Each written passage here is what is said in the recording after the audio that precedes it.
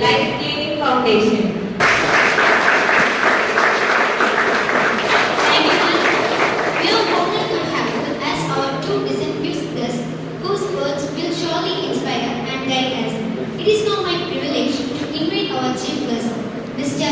M.S.K. Muhyiddin and Mrs. M.S.K. Priya, ma'am, to address the gathering. The race is all yours. இந்த நிகழ்வை பார்க்கும் பொழுது நிச்சயமாக இதே போல் ஒரு நாள் நீங்கள் அனைவருமே இதே மாதிரி ஒவ்வொரு நிறுவனத்துடைய சிஇஓ ஆக வேண்டும் என்ற விருப்பத்தை நான் தெரிவித்துக் கொள்கிறேன்.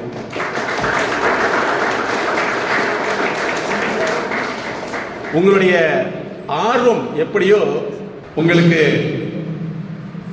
சிறந்த டைரக்டர் சார், அதே போல பிரின்சிபல் அண்ட் ஆல்சோ மேனேஜ்மெண்ட், அதை விட குணம் சேகரம் கொள்ள குணசேகரன் சார்.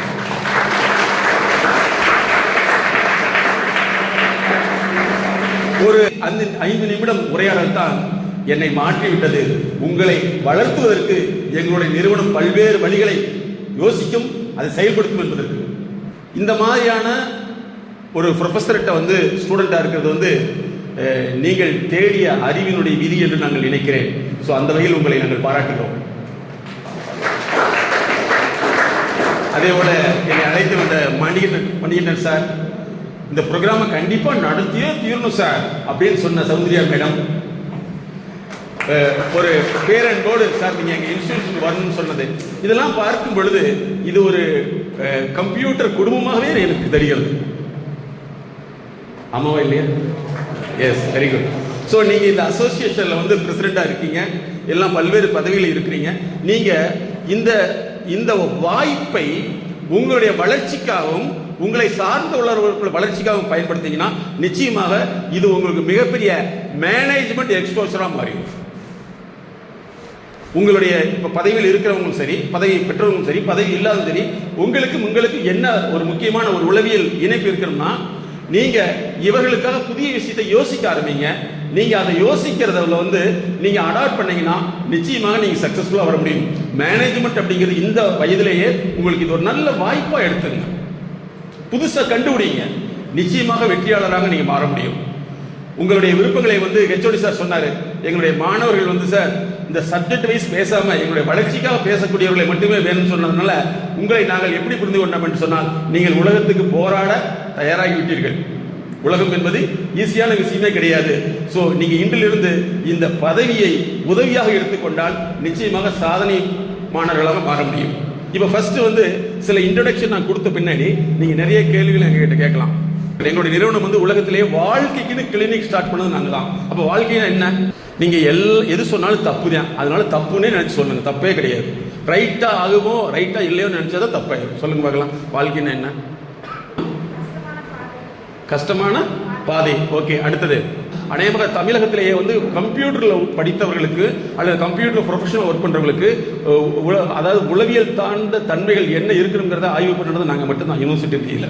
அதனால தான் ஒரு ரைட் டைம் நினைக்கிறேன். நீங்கள் கேட்கலாம், வாழ்க்கைனா என்ன? நீங்கள் எது பேசினாலும் தப்பு தான் அப்படின்னு நினச்சா பேசுங்க, ரைட்டாக பேசிடுவீங்க. தப்பு தானே நினச்சிருங்க, கன்ஃபார்ம் பண்ணிக்கங்க. என்ன வாழ்க்கைனா என்ன? எக்ஸ்பீரியன்ஸ். ஓகே, நீங்கள் ஒருத்தர் ஒரு பதில் சொல்லுங்கள். நீங்க அதிகமா தெரிஞ்சுக்க வேண்டிய விஷயம்னா, உங்களுக்கு தப்புன்னு தெரியறது தான் கரெக்ட். ரைட்னு தெரிஞ்சத அதை கரெக்ட் ப்ரொஃபஷனல் கன்ஃபர்மேஷன் இல்லைன்னா தப்பா மாறிடும். சரியா? ஓகே, லைஃப்ங்கிறதுக்கு நானே டெஃபினிஷன் சொல்லிடுறேன். உங்க பர்த்துக்கும் டெத்துக்குள்ள கேப் இருக்குல்ல, பர்த்துக்கும் டெத்துக்குள்ள கேப், பிடிக்குள்ள கேப் பேர் தான் லைஃப். சரியா? இந்த லைஃப்ல நீங்க உங்களுக்கு 2 சான்ஸ் இருக்கு. ஒன்னு ப்ராப்பர்ட்டி, இன்னொன்னு பாவர்ட்டி. ப்ராப்பர்ட்டின்னு என்ன? Asset development. இன்னொன்று பாவர்ட்டி. அப்போ இதை ரெண்டும் எது உருவாக்குது அப்படிங்கிறத பற்றி தான் நான் ஆய்வு செய்தேன். ஆய்வு செய்கிற சமயத்தில் நிறைய பேர் எனக்கு எதிர்ப்புகள் கொஞ்சம் நெஞ்சம் இல்லை, நாங்கள்லாம் செய்யாத ஒன்று செய்யறையா அப்படிலாம் கிடையவே கிடையாது நாங்கள். பட் அதுக்கப்புறம் நாங்களே ஆய்வு செஞ்சு தான் ஒன்று கண்டுபிடிச்சோம். நீங்கள் +2 படிச்சீங்களா? படிச்சீங்கல்ல?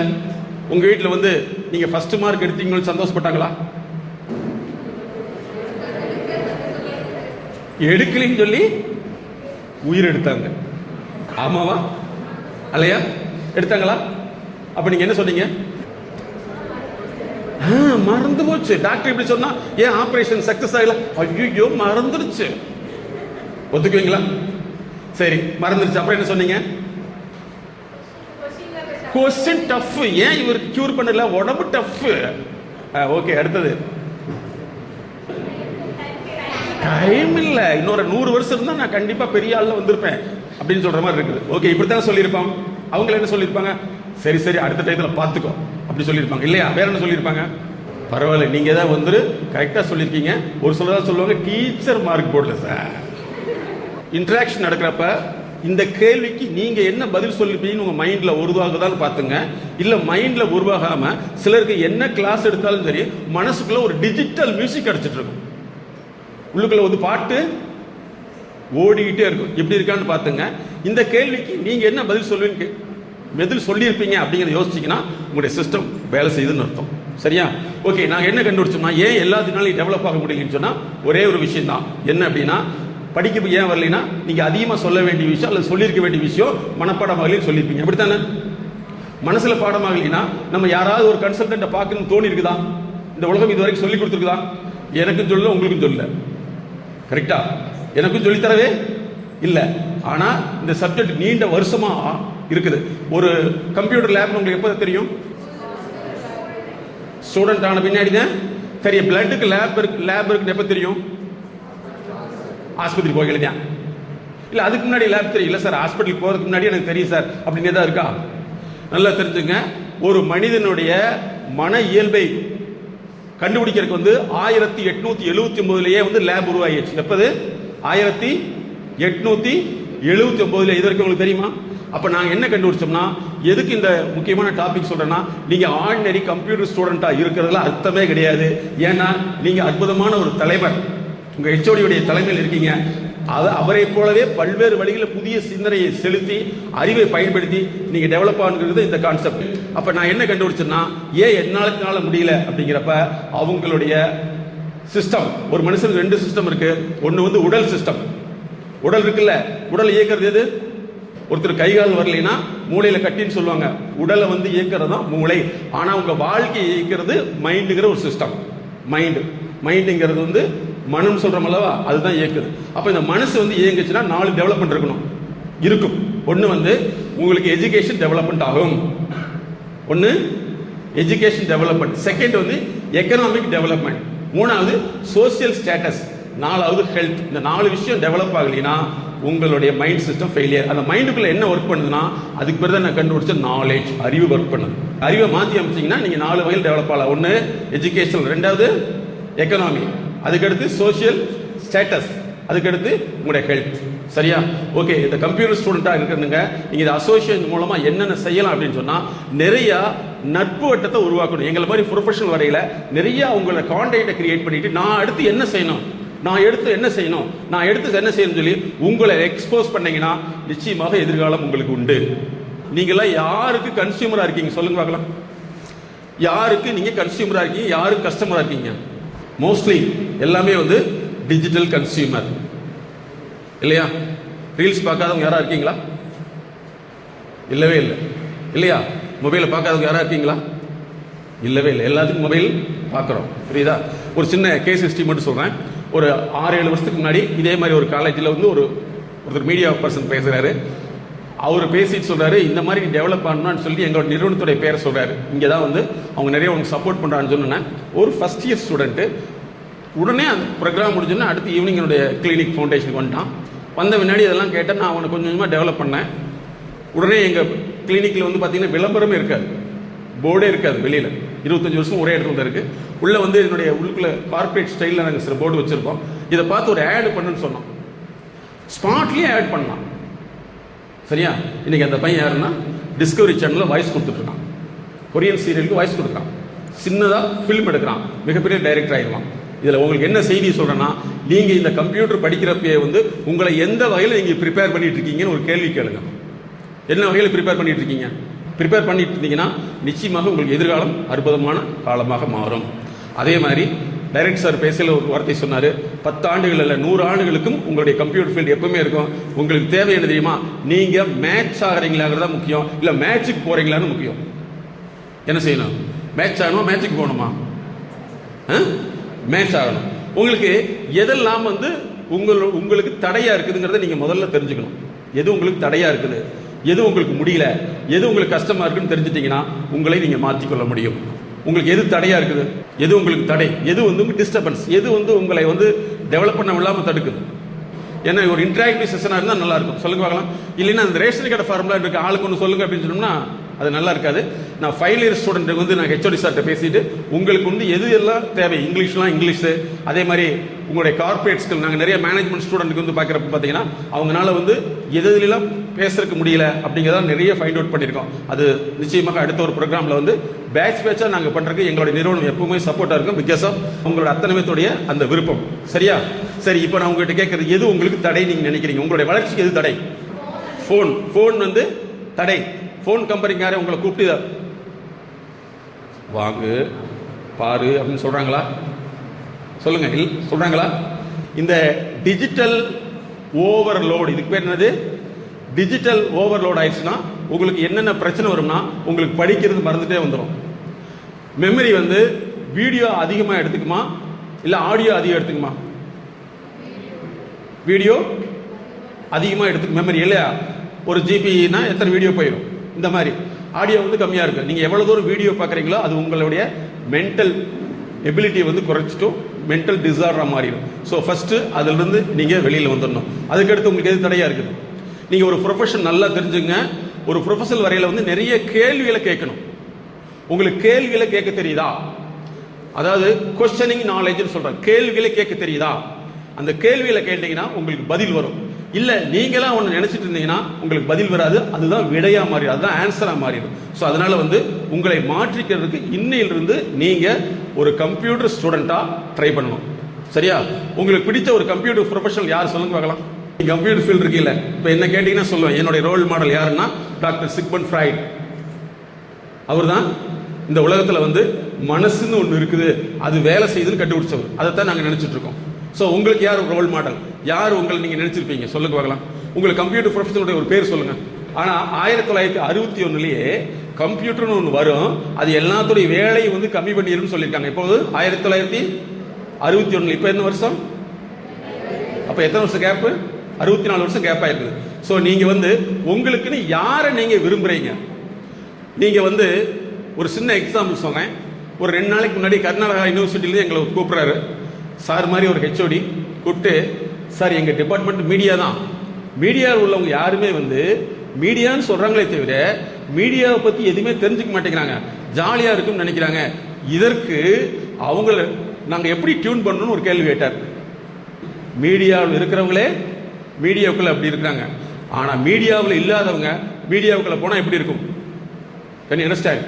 ஸோ அதனால் வந்து உங்களால் வந்து ஒருத்தர் பேசக்கூடியது ஆடிட்டரியாக எவ்வளோ நேரம் கேட்க முடியும்? 20 மினிட். நல்லா தெரிஞ்சுங்க. நாங்கள் வந்து 3 பேர்த்த பார்க்குறோம். உதாரணத்துக்கு வந்து அதாவது ஸ்டூடெண்ட்டு, ப்ரொஃபஷனல், அதுக்கடுத்து வந்து யாருன்னா கம்பெனி, ஆர்கனைசேஷன். இந்த 3லையுமே நாங்கள் பார்க்குறோம். 3லையும் வந்து என்னென்ன பிரச்சனை இருக்குது அப்படின்னு சொன்னால், அதிக நேரம் கவனிக்க முடியாமல் இருக்கிறது. உங்களுடைய சிஸ்டம் வந்து சரியாக ஒர்க் ஆகலின்னு அர்த்தம். நீங்கள் உங்கள் சிஸ்டத்தை அதிகப்படுத்திட்டு வரணும். ஒரு 2 பேர் வாங்க பார்க்கலாம். நீங்கள் கூப்பிட்டோன்னா வரணும்னு உங்களுக்கு எப்படி தோணுச்சு? ஓகே, உங்களுக்கு எப்படி தோணுச்சு? I want to take this opportunity, sir. Very good. உட்காருங்க, 2 பேர் உட்காருங்க ப்ளீஸ். பாருங்க, உள்ளூர் நான் கூப்பிட்டோன்னா போகணும்னு தோணுச்சு. அவர் என்ன சொல்றாரு? நான் வந்து இந்த வாய்ப்பை பயன்படுத்துன்னு சொல்றாரு. இந்த 2 விஷயம் தான் முக்கியம்.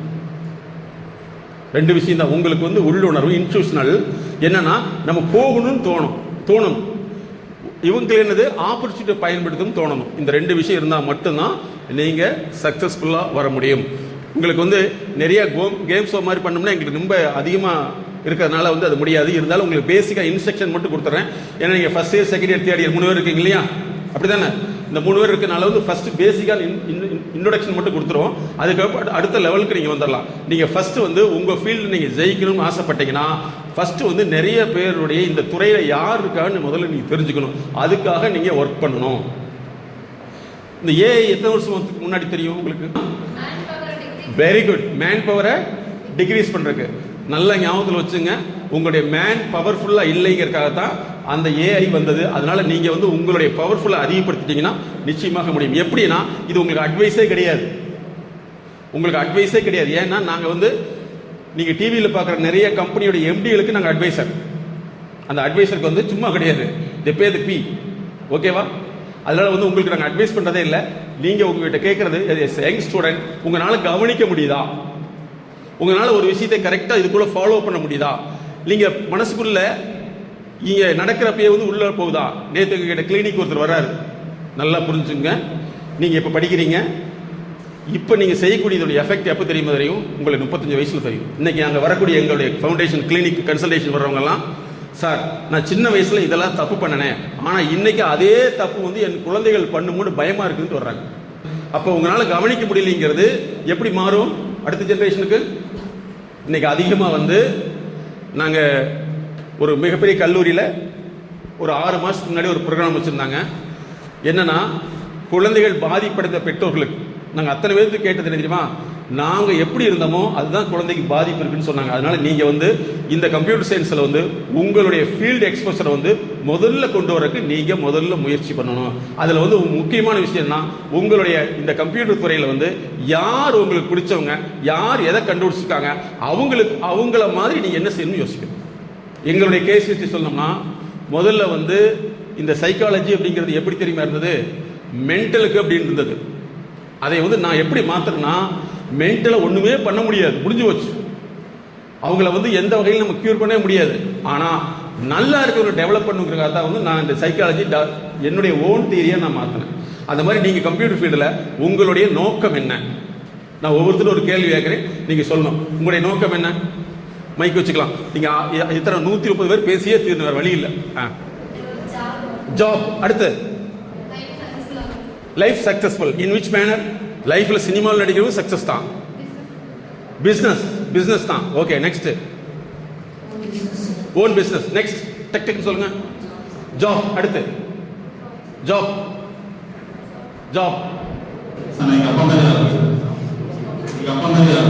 அப்பா மாதிரி எப்படி என்ன பண்ணிட்டு இருக்காரு? Business. Okay, next business modelling. Oh, very nice. Model ஏதாவது பண்ணிருக்கியா? அதான் சொல்றேன், ஃபேஷனுக்கு தான் மாடல் ஏதாவது பண்ணிருக்கியா? எங்க பண்ணிருக்கேன்?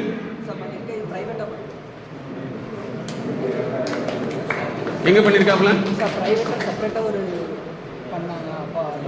அதுல பண்ணிருக்கா? Very nice, good, very good, good. நாங்க உங்களை ஆய்வு பண்ணதுல ஜாப் நிறைய இருக்கு, இன்னொன்று வந்து பார்த்தீங்கன்னா பிஸ்னஸ் நிறைய இருக்கு இல்லையா? ஒரு சிலர் மட்டும் தன்னுடைய ஃபீல்டில் டெவலப் ஆகணும்னு நினைக்கிறாங்க. ஒன்றை ஞாபகத்தில் வச்சுங்க, உங்களுடைய எல்லை பி ஸ்பெசிஃபிக்கா ஒரு இடத்துல வந்து கரெக்டாக பாயிண்ட் அவுட் பண்ணி இருந்தீங்கன்னா நிச்சயமாக உங்களுடைய சிஸ்டம் அதுக்குள்ளே வேலை செய்யும். ஜாப் அப்படிங்கிறது வந்து நல்ல விஷயம் தான். எந்த ஜாபை ப்ரிப்பேர் பண்ணுறீங்க, இந்த ஜாபுக்கான ஆப்பர்ச்சுனிட்டி எப்படி இருக்கு, அதை விட நீங்கள் எப்படி ப்ரிப்பேர் பண்ணுறீங்க. நிறைய கால்ஸ் வரும். நிறைய பேர் என்ன கேட்பாங்கன்னா, எதை படித்தா ஜாப் கிடைக்கும்? நான் என்ன சொல்றேன்னா, எதுல உனக்கு திறமை இருக்குதோ அதுக்கு ஜாப் கிடைக்கும். எது கரெக்ட்? படிச்சா ஜாப்பா, திறமைக்கு ஜாப்பா? திறமைக்கு ஜாப். ஸோ எஸ் அ ப்ரொஃபஷனல்ங்கிற மட்டும் உங்களை நான் ஆய்வு பண்ணல. என்னன்னா, ஃபர்ஸ்ட் வந்து பி ஸ்பெசிஃபிக். ஏதோ ஒரு விஷயத்துல வந்து ஸ்பெசிஃபிக்கா இந்த வேலைக்குன்னு சொல்லிட்டு அந்த வேலை ஆசையா இருந்துச்சுன்னா ஃபெயிலியர் ஆயிடுவீங்க. அதுவே வந்து டெவலப் ப்ரிப்பரேஷன் ஆச்சுன்னா சக்சஸ் ஆயிடுவீங்க. அப்ப எதுல மாத்தணும்? ஜாப்புங்கிறது மொட்டையா இருக்கணுமா, கோயம்புத்தூர் போகணுங்கிறது மொட்டையா இருக்கணுமா, இல்ல கோயம்புத்தூர் ஒப்பனக்கார் ஸ்ட்ரீட்ல ஸ்கூலுக்கு முன்னாடி ஒரு லைஃப் கிளினிக் ஃபவுண்டேஷன் மாதிரி ஸ்பெசிஃபிக்கா வரணுமா? அப்ப நீங்க என்ன செய்யணும்னா, டியர் ஸ்டூடெண்ட், பி ஸ்பெசிஃபிக். நீங்க வந்து ஸ்பெசிஃபிக்கா இருக்கணும். அதே மாதிரி இன்னொரு வகையில் வந்து உங்களை பாராட்டுறேன். இதுக்கு முன்னாடி வந்து மோட்டிவேஷன் ஒரு விஷயம் இருந்தது, அது பேர் மாற்றி இன்ஃப்ளூயன்ஸா மாத்திருச்சு. இன்ஃப்ளூயன்ஸ் மோட்டிவேஷனும் ரெண்டு ஒன்று தான். அந்த மோட்டிவேஷன் இல்லாமல் நாங்கள் பண்ணது உங்களுடைய ஆக்டிவேஷன். அப்போ நீங்கள் என்ன செய்யணும்னா, ஃபர்ஸ்ட் பி ஸ்பெசிஃபிக். இன்னையிலிருந்து என்ன செய்யணும், உங்கள் டிபார்ட்மெண்ட்டில் என்ன வேணும்? ஒரு ஸ்பெசிஃபிக். ஒரு பிஸ்னஸ் பண்ணுறீங்கன்னா நல்லா ஞாபகத்தில் வச்சுங்க, அந்த பிஸ்னஸ் கம்ப்யூட்டர் ஓரியன்டாக இருந்தீங்கன்னா இட் இஸ் கரெக்ட் ஒன். எது ஓரியன்டாக இருக்கணும்? கம்ப்யூட்டர் ஓரியன்டாக இருக்கணும். அதே மாதிரி ஜாப் அப்படின்னு சொன்னீங்கன்னா நீங்கள் உங்களுடைய மைண்டில் வந்து மாற்ற வேண்டிய விஷயம் வந்து கம்ப்யூட்டர் ரிலேட்டடான ஜாபாக போகணும்னு ஆசைப்பட்டீங்கன்னா, நீங்கள் படித்ததுக்கு நாளைக்கு எதிர்கால சந்ததிகள் வந்து கம்ப்யூட்டர் படித்தா இவ்வளோ வேலை இருக்குன்னு நிறையும். நீங்கள் இதை விட்டு போட்டு ஒரு சாதாரண விஷயத்துக்கு போனீங்கன்னா எதிர்கால சந்ததிகள் என்ன நினைப்பாங்க? சொல்லுங்க. ஹலோ, அவங்களுக்கு பேட் ரோல் மாடலாக மாறிடுவீங்க. மாற்றிக்கலாமா? இனிமேல் கன்சிடர் பண்ணிக்கலாமா? அப்போ ஃபர்ஸ்ட் வந்து உங்களை அனலைஸ் பண்ணதுல பி ஸ்பெசிஃபிக். ஏதாவது ஒன்றில் வந்து ஸ்பெசிஃபிக்காக உன் துறை சார்ந்து. என்ன துறை? What is department name? Computer துறையில் வந்து ஒரு ஸ்பெசிஃபிக்காக ஒன்று எடுத்துக்கணும். அதே மாதிரி சிலர்லாம் சொன்னாங்க, உண்மையிலே பாராட்டலாம். அதுக்கு முன்னாடி வந்து ஹெச்ஓடி சார் ஒரு ஸ்டோரி சொன்னார். கேள்விப்பட்டீங்களா? என்ன ஸ்டோரி சொல்லுங்க பார்க்கலாம். என்னது? அது கூட அட்டாச்மெண்ட்டாக என்ன சொன்னார்? கழுகு பற்றி ஏதாவது தெரியுமா? கழுகு வந்து ஆக்சுவலாக அது வந்து 80 ஆண்டுகள் வாழுங்கிறது ஒரு ஆய்வு சொல்லுது. இன்னும் 70 ஆண்டுகள் வாழும் சொல்லுது. அது பாதி வயசாயிடுச்சுன்னு வச்சுங்களேன். பாதி வயசாயிடுச்சுன்னா அது என்ன செய்யும் அப்படின்னா, தன்னுடைய ரெனோவேட் பண்ணுறதுக்கு, யாருக்காவது தெரியுமா இது? இதை பற்றி ஸ்டடி பண்ணக்கூடிய சைக்காலஜி பேர் கம்பேரிட்டிவ் சைக்காலஜின்னு சொல்லுவோம். அது என்ன செய்யும்னா, ஃபர்ஸ்ட் வந்து தன்னுடைய மூக்கை உடைச்சிடும். என்ன செய்யும்? மூக்கை உடைச்சு தன்னுடைய மூக்குனாலேயே தன்னுடைய உடம்புல உள்ள எல்லா முடியும் வந்து பிடிச்சு எடுத்துட்டு அது அப்படியே முடி வளர வரைக்கும் சாப்பிட முடியாது. தனியாக ஒரு மேலே இடத்துல உட்காந்துட்டு சேஃப்டியாக இருக்கும். முடி வளர்ந்த முன்னாடி வந்துடும். 40 வருஷம் அது வாழும். நீங்கள் ஃபர்ஸ்ட் வந்து ஜெயிக்கணும்னு ஆசைப்பட்டீங்கன்னா அவமானப்படணும். அதுக்கு தான் நாங்கள் என்ன சொல்லுவோம், லாஸ்ட்டு கூட மேடம் இன்ஸ்டாகிராமில் ஒரு போஸ்ட் போட்டிருப்பாங்க. அதாவது ஈகிள் ரெனோவேஷன் தெரப்பின்னு சொல்லி. என்னது? Eagle renovation therapy. அதாவது கழுகு புதுப்பிக்கும் உளவியல் சிகிச்சைன்னு சொல்லிட்டு நீங்க வந்து ஜெயிக்கணும் ஆசைப்பட்டீங்கன்னா ஃபர்ஸ்ட் மூக்கை ஒட்டைக்கணும். அவமானப்பட தயாரா இருக்கணும். அவமானப்பட தயாராகிட்டீங்கன்னா நீங்க எந்த இடத்துலையும் சாதிக்க முடியும். கம்ப்யூட்டர் ஸ்டூடெண்ட்டுக்கு அசோசியேஷனுக்கு ஃபர்ஸ்ட் என்ன சொல்றா, பி ஸ்பெசிஃபிக். ஒரு விஷயத்தை வந்து நீங்க தீர்க்கமா இதுல தான் அப்படின்னு நினைச்சு முடிவு பண்ணிட்டு இன்னையிலிருந்து உங்களுடைய ஜாப் அப்படிங்கிற மொட்டையான ஜாப் வேண்டாம். ஒரு ஸ்பெசிஃபிக்கா ஒரு ஜாப்ல வந்து அதுக்கு தேவையான ஸ்கில் 2 விஷயத்தை நோட் பண்ணிக்கணும். ஒன்று வந்து உங்களுக்கு யார் அந்த ஃபீல்டு இருக்காங்க, அவங்ககிட்ட என்ன ஸ்கில் இருக்கு, அந்த ஸ்கில் எது குறைவா இருக்குது. நாங்கள் வந்து நாங்கள் மைண்ட் லேப்னே வச்சிருக்கோம். என்னது? உங்களுடைய மனக்கான ஆய்வகம். இதில் வந்து இன்னும் லேர்னிங் லேப்னு வச்சிருக்கோம். உங்களுக்கு எதில் வந்து ஸ்கில் இடைவெளி, அதாவது திறன் இடைவெளி இருக்குன்னு நினச்சி கண்டுபிடிச்சு தான் நாங்கள் மாற்றுறோம். அதனால் நீங்கள் கம்ப்யூட்டர் ஸ்டூடெண்ட் ஃபர்ஸ்ட் வந்து உங்களுடைய ஃபர்ஸ்ட் செஷன் நான் என்ன சொல்கிறேன்னா, அசோசியேஷன் மீட்டிங்கில் உங்களுக்கு ஸ்பெசிஃபிக்காக ஒரு விஷயத்தை நீங்கள் எடுத்துங்க. என்ன செய்யணும்? B specific. அந்த ஜாப் எந்த ஜாப் ரிலேட்டாக இருக்கணும்னா, எந்த பிஸ்னஸ் ரிலேட்டடாக இருக்கணும்னா எது? சரி, இப்போ உங்களுக்கு கம்ப்யூட்டர் ஃபீல்டில் சொல்கிறேன். ஃபர்ஸ்ட் 512 MB ஃபர்ஸ்ட் ரிலீஸ் பண்ணாங்க. அதோடைய விலை எவ்வளோ தெரியுமா? First 512 MB memory card release பண்ணல. அதோட விலை எவ்வளவு தெரியுமா? தெரியாது. நல்லா ஞாபகத்தில் வச்சுங்க. அதனுடைய டீலர் யாருன்னா என்னுடைய நண்பர், சென்னையில் இருந்தார். ஃபர்ஸ்ட் 512 MB அது வெளியில் வரையில முதல்ல அது 1.25 லட்ச ரூபா வந்தது. சரியா? எது அது? அதனுடைய அவர் யார் அப்படின்னா கோல்டு மைனுடைய கான்ட்ராக்ட். கோல்டு மைனுடைய கான்ட்ராக்ட். சரியா? பிலிப்பைன்ஸ்ல ஒரு கோல்டு மணி வச்சிருந்தார். இன்னைக்கு அவர் நிறைய பண்ணிட்டு இருக்காரு. அவர் எங்கிட்ட ஒரே விஷயம் தான் சொன்னார், நான் எதை பண்ணினாலும் என் தொடர்புடையது மட்டும் தான் நான் பண்ணுவேன் அப்படின்னாரு. அதனால நீங்க கம்ப்யூட்டர் ஃபீல்டில் வந்து உங்களுடைய ஃபர்ஸ்ட் இன்னிலிருந்து உங்களுடைய மைண்டை வந்து ரெனோவேட் பண்ண வேண்டியதுன்னா பி ஸ்பெசிஃபிக். ஏதாவது ஒரு ஃபீல்டு, அந்த ஃபீல்டு என்ன ஃபீல்டுனா கம்ப்யூட்டர் ஃபீல்டாக இருக்குன்னு முடிவு பண்ணீங்கன்னா உங்க அப்பா அம்மா உங்களை இங்கே படிக்க வச்சதுக்கு அவங்க ஒரு இமேஜினேஷன் வச்சிருப்பாங்க இல்லையா? வச்சிருப்பாங்களா இல்லையா? என்ன இமேஜினேஷன் வச்சிருப்பாங்க? ஏதாவது ஜாப்னா உண்மையிலேயே அவங்களுக்கு வந்து அது பெரிய விஷயம், அவங்களுக்கு விலை விஷயமே தெரியாது. ஆனால் நீங்கள் வந்து யாரோட இருக்கீங்க? மிகப்பெரிய சாதனையாளர் இருக்கீங்க. ஹெச்ஓடியாக இருக்கட்டும், உங்களுடைய டைரக்டர் சாராக இருக்கட்டும், உங்கள் பிரின்சிபல் ஆராக இருக்கட்டும், அதே மாதிரி உங்களுடைய ப்ரொஃபஸராக இருக்கட்டும், இவங்களாம் ஒரு ஃபீல்டு இருந்தவங்க. அதனால நீங்கள் வந்து ஃபர்ஸ்ட் இதை புரிஞ்சுக்கணும். இன்னையிலிருந்து பி ஸ்பெசிஃபிக். ஒரு ஃபீல்டுக்குள்ளே நான் உள்ள நுழையணும். அந்த ஃபீல்டு எந்த ஃபீல்டாக இருக்கணும்னா எது இருக்கணும்? இப்போ நாங்கள் வந்து எங்களுடைய நிறுவனம் 360 ப்ராஜெக்ட் பண்ணிட்டு இருக்குது. எத்தனை? 360. எல்லாத்துலயுமே எங்களுடைய சைக்காலஜி வந்து என்ன சைக்காலஜி வச்சிருக்கேன்னா MSK சைக்காலஜின்னு வச்சிருக்கேன். நீங்க அமேசான்ல போய் பார்த்தீங்கன்னா ஃபர்ஸ்ட் ஏவியேஷன், அதாவது ஃப்ளைட் வந்து இன்னைக்கு 72% ஆக்சிடென்ட் நடக்கிறதுக்கு என்ன காரணம்னா ஹியூமன் எரர் நாங்கள் கண்டுபிடிச்சிருக்கோம். டெக்னிக்கல் புக் எழுதியிருக்கோம். அது என்னன்னா MSK ஏவியேஷன் சைக்காலஜி. டிரைவிங் எடுத்துட்டீங்களா, டிரைவிங் இன்டெலிஜென்சி MSK சைக்காலஜி எழுதியிருப்பாங்க. எல்லாமே வந்து ஒரு ஃபீல்டுக்குள்ள மட்டும்தான் இருக்கணுமே தவிர டைவர்ஷன் ஆகக்கூடாது. Can you understand? ஃபாலோ பண்ண முடியுதா? இந்த ஃபீல்டுக்குள்ள நீ என்ன பிசினஸ் பண்ணு, அதை கம்ப்யூட்டருக்குள்ள பண்ணணும். கம்ப்யூட்டர் ஃபீல்டுக்குள்ள இருக்கணும்னு நினைச்சிட்டு இதுக்கு உண்டான ஆளுகள் தேடுங்க. அதே மாதிரி கான்டாக்ட் டெவலப் பண்ணணும். உன்னை திருத்தக்கூடிய மென்டார் யார் இருக்கா சொல்லுங்க. இப்ப நான் வந்து நிறைய எம்டிகளுக்கு மென்டார்னா தெரியுமா? அதாவது 17ஆம் நூற்றாண்டுல அரசனுடைய குழந்தைகளை வந்து அறிவு ரீதியாக புதுப்பிக்கிறதுக்காக அரசர்கள் உருவாக்கப்பட்டதா மென்டார். அந்த மென்டார்ஷிப் வந்து நான் நிறைய கம்பெனிக்கு இருக்கேன். மேடம் வந்து பாத்தீங்கன்னா ஏகப்பட்ட எம்டி அவங்களுடைய குழந்தைகளுக்கு, பெண் குழந்தைகளுக்கு அவங்க நிறைய மென்டாரிங் பண்ணிட்டு இருக்காங்க. சரியா? So first of all fix your mentor. உன்னை திருத்துறது யார்? உனக்கு என்ன நீங்க செய்யறது வந்து கரெக்டா தப்பான ப்ரொஃபஷனல் ஒப்பீனியன் எப்படி கேட்பீங்க? மெடிக்கல்ல நல்லா தெரிஞ்சுங்க. மெடிக்கல்ல வந்து ஒரு சர்ஜரி பண்றாங்க டாக்டர், அந்த சர்ஜரியை வந்து பிளான் பண்ணிப்பாரு, சர்ஜரிக்கல் பிளானிங். சர்ஜரி இப்படி தான் பிளான் பண்ணிக்குவாரு. பிளான் பண்ணிட்டு அவருடைய மென்டார்ஷிப், அவருடைய சீனியர்கிட்ட வந்து ப்ரொஃபஷனல் ஒப்பீனியன் கேட்பாங்க. சார் இந்த மாதிரி பண்ணலாமான்னு கேட்பாங்க. இதெல்லாம் 5 நிமிஷத்துல முடிஞ்சிடும். அப்போ உங்களுக்கு யார் இருக்கா? உங்களை யார் நீங்க வச்சுட்டு இருக்கீங்க? யாருக்காக பண்ணிட்டு இருக்கீங்க? அதை நீங்க புரிஞ்சுக்கணும். அதுக்கடுத்து மெயின் அந்த காலேஜ் ஸ்டூடெண்ட்குள்ள மிகப்பெரிய 3 விதமான ப்ராப்ளம் இருக்கு. எங்களோட வெப்சைட்ல போட்டிருப்போம். சரியா? பொதுவாக வந்து காலேஜ்னாவே ஒரு இமேஜினேஷன் ஃபர்ஸ்ட் உங்களுக்கு வந்திருக்கு. என்ன இமேஜினேஷன் சொல்லுங்க பார்க்கலாம். ஹோம்ஒர்க் நிறைய இருக்காது. சூப்பர். உங்களுடைய கோரிக்கை ஏற்றுக்கொள்ளப்பட்டு தான் நேற்றிலிருந்து சிபிஎஸ்இ படிக்கக்கூடிய மாணவர்கள் யாருக்குமே வந்து ஹோம்ஒர்க்கும் கிடையாது, எக்ஸாமும் கிடையாதுன்னு சொல்லிட்டாங்க. எவ்வளவு சந்தோஷமா இருக்குது இல்லையா? அதே பேட்டர்ன் நமக்கு வந்து எப்படி இருக்கும்? எல்லாத்துக்குமே வந்து இந்த காதல்ங்கிற வியாதி நிறைய பேத்துக்கு வரும். ஆமாவா? இல்ல. காதல் வந்துருச்சுன்னா நீங்க ஒண்ணுமே செய்யாதீங்க, நேரா ஒரு லெட்டர் எழுதுங்க.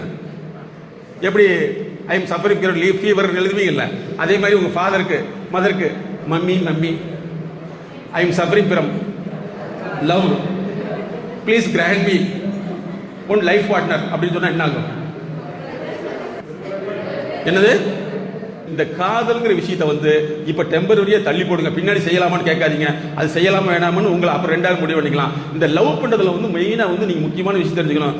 எவனெல்லாம் வந்து பக்கத்துல உட்காண்டாலும், யாரெல்லாம் பக்கத்துல உட்காந்து டேய் அங்க போடுறா அப்படின்னு சொல்றான், நான் லவ் பண்ணவே மாட்டேன். பக்கத்தில் இருக்கவன் என்ன செய்வான்? தூண்டி அவனை அப்படி பிதாமகனாட்ட மாத்திடுவான், சேதாட்ட மாத்திடுவான், அப்படியே போயிட்டே இருக்கான். அதனால நீங்க நல்லா புரிஞ்சுங்க, இந்த லவ் அப்படிங்கிற விஷயத்தை வந்து நீங்க தப்பா ரைட்டான்னு கேட்க வேண்டியதில்லை. அப்படி தப்பா ரைட்டான்னு கேட்டா பேரண்ட் கேட்கலாம். ஓ மை டேடி, ஓய் மை மம்மி, லவ் தப்பா ரைட்டா அப்படின்னு கேட்டு பாருங்க. அவங்களுக்கு தெரியும் இது தேவையில்லைன்னு சொல்லி. அதனால ஃபர்ஸ்ட் 3 விதமான அடிக்ஷன் இருக்கு, தெரிஞ்சுக்கணும். இது 3 வரைக்குமே ட்ரீட்மெண்ட் இருக்கு. ஒன்னு வந்து லவ் அடிக்ஷன், இதுக்கு பேர் என்னது? காதல் போதை. இது வந்து கல்யாணத்துக்கு முன்னாடி வச்சீங்கன்னா பாதை, முன்னாடி வச்சீங்கன்னா போதை. ஓகே. 2வது வந்து டிஜிட்டல் அடிக்ஷன். உங்களுக்கு தெரியும், சம்பந்தமே இல்லாம நீங்க பாக்குறது. இதை முதல்ல தவிர்த்துக்கணும். தவிர்த்துக்கிட்டா உங்களுக்கு நல்லது, தவிர்த்துக்கிட்டா எங்களுக்கு நல்லது. ஏன்னா எங்கிட்ட நிறைய பேர் வந்து இந்த செல்போன்ல அடிக்ஷன் ஆகிட்டான்னு சொல்லுவாங்க. Substance addiction. இந்த 3 அடிக்ஷன்ல இருந்து நீங்க ஸ்டூடெண்ட் வெளியில் வந்துட்டீங்கன்னா நிச்சயமாக சாதனை மனிதர்களாக மாற முடியும். மாறிக்கலாமா? ஃபாலோ பண்ண முடியுங்களா? அப்ப யாராவது வந்து இந்த மாதிரி லவ் இருந்துச்சுன்னா நீங்க வந்து கொஞ்சம் நிறைய டெம்பரரியா வந்து அவுட் ஆஃப் கண்ட்ரோல் வச்சிருங்க. இப்போதைக்கு அதை யோசிக்கவே வேண்டாம். ஸோ இன்னிலிருந்து நீங்க உங்களுக்கு தெரிஞ்சுக்க வேண்டிய விஷயம்னா, as a professional consultant சொல்றேன், நீங்க பி ஸ்பெசிபிக். அது எந்த ஃபீல்டு இருக்கணும்? கம்ப்யூட்டர் ஃபீல்டில் இருக்கணும். அதே மாதிரி நீ ரோல் மாடலாக மாறினாலும் சரி, எந்த மாடலாக இருந்தாலும் சரி, அந்த ஃபீல்டுக்குள்ள வந்து இருந்தீங்கன்னா நிச்சயமாக இந்த ஃபீல்டுக்குண்டான வேல்யூ அதிகப்படுத்த முடியும். நீங்க ஃபர்ஸ்ட் வந்து ஒரு ஸ்பெசிபிக்கா ஒருத்தரை வந்து நீங்க தெரிஞ்சிட்டீங்கன்னா நிச்சயமாக நீங்க ஸ்பெசிபிக்கா மாற முடியும். மாறிக்கலாமா? ஓகேவா? ஸோ இப்போ அடுத்து வந்து மேடம் வந்து பொதுவாக அந்த மாணவர்கள் மத்தியில் இருக்கிற வியூ என்ன, 2வது இவங்க வேலைக்கு போன முன்னாடி வேலைக்கு நடக்கக்கூடிய பிரச்சனைகளை எப்படி பாதிக்கிறாங்க. இங்க வந்து ஜாலியா பேசலாம், எல்லாமே பண்ணலாம். ஜாப் நாங்க போயிட்டீங்கன்னா அங்க இருக்கிற என்வாயர்மெண்ட்னால வந்து எப்படி பாதிக்கிறாங்க, அவங்களுக்கு என்னென்ன பிரச்சனைகள் வருது அப்படிங்கிறதும், அதே மாதிரி உங்களுடைய சில கேரக்டர்லாம் இருக்குது. எத்தனை பேருக்கு எப்பவுமே வந்து கோபம் வந்துகிட்டே இருக்கும்? Very good. பெண்களுக்கு கோபம் தான் ரொம்ப நல்லது. நீங்க என்ன வாங்க வேண்டிய காசு தேவையே இல்லை, ஏன்னா எல்லாம் முடியும் கொட்டிடும் கோபம். அதுக்கடுத்து எப்பவுமே எது ஒரு சிலருக்குலாம் வந்து பாத்தீங்கன்னா எதுலையுமே இன்ட்ரெஸ்ட் இருக்காது. கேள்விப்பட்டிருக்கீங்களா? ஓ வெரி நைஸ், உண்மையை சொல்றீங்க, வெரி குட். எதுலையுமே இன்ட்ரெஸ்ட் இருக்காது. ஆரம்பத்தில் வந்து இன்ட்ரெஸ்டா வேலை செய்வாங்க, ஒரே வாரத்தில் இன்ட்ரெஸ்ட் குறைஞ்சு போயிடும். ஃப்ரெண்ட்ஸா இருக்க மாட்டாங்க, ஆனா ஃப்ரெண்ட்ஷிப்பா இவங்க அவங்ககிட்ட போய் இருக்குன்னு நினைப்பாங்க. பார்த்துருக்கீங்களா? இதெல்லாம் வந்து உளவியல் சார்ந்த சிக்கல்கள். ஸோ அதை பத்தி மேடம் உங்களுக்கு எக்ஸ்பிளைன் பண்ணுவாங்க. அதே மாதிரி லாஸ்ட் செஷன் வந்து நீங்க நிறைய கொஸ்டின் ஆன்சர் கேட்கலாம்.